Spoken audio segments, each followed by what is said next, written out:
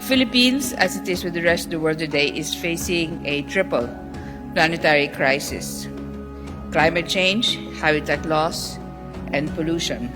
There have been extensive transformations in the Earth's atmosphere, oceans, polar regions, and biospheres. But the good news is there is so much that we can all still do to reverse the situation, but we must all do this together. Through efficient collaboration and embracing new technologies, we can strengthen our ecosystems and communities, securing a better future for all.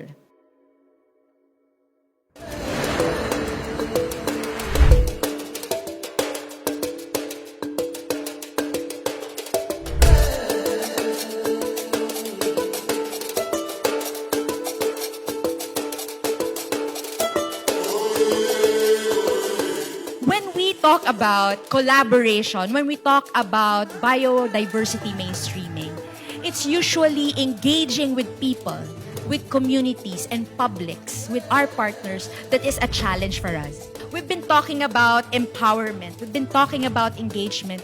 We've been talking about sustainability for quite a while now. But until now, we're still dealing with the same beast. So I think it's very important for us to really unpack this, no, when we talk about collaboration. In order to stop or reverse the decline, it is very critical for us to transform people's roles, actions, and relationships with biodiversity. Just like other fellow youths in the many islands of Luzon, Visayas, and Mindanao who are promoting this kind of initiative, we want that those who have that intimate connection with the land be the ones deciding, be the ones taking ownership for this conservation effort. Biodiversity in the Philippines is a foundation of innovations in the country.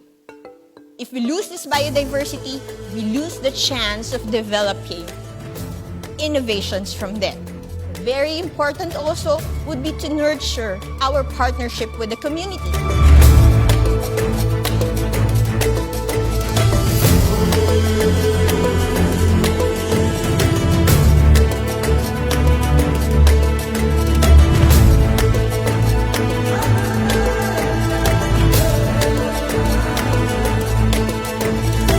When we feel, see, hear, listen, taste the gifts of the natural world with our very own senses, it is easier to care for it and to advocate for its well-being.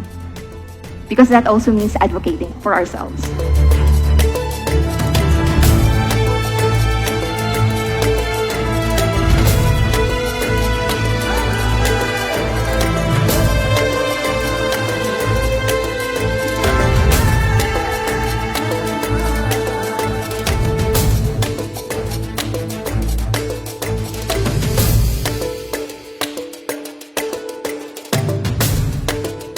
When there is understanding, there is love. We only love what we understand. And when we love something, we protect it.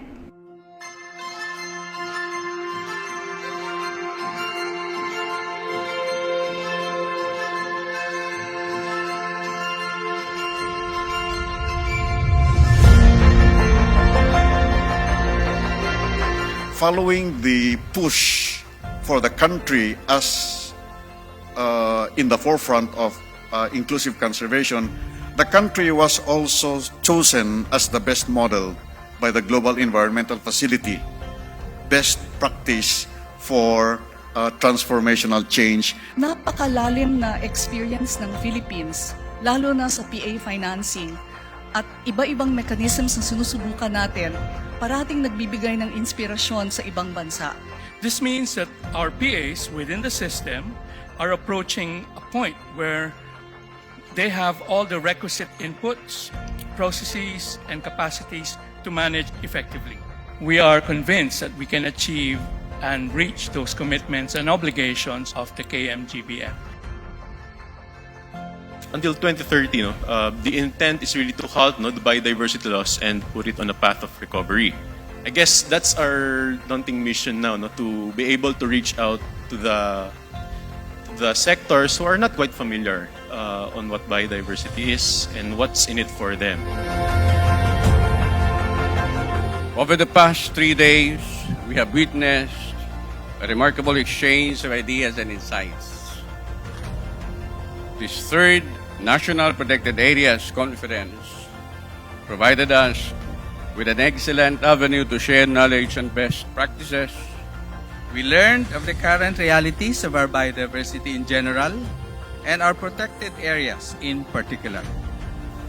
We learned from each other's experiences, and through shared experiences, our perspectives broaden as we look forward the future of our protected areas. Building resilience of people and ecosystems through innovations and enhanced collaboration in protected area management was vividly reflected in the diverse and dynamic discussions we have engaged in. Together, let's protect, sustainably use, and restore our biodiversity. Mabuhay ang mga pinangangalagaang pook at ang lahat ng mga nangangalaga rito.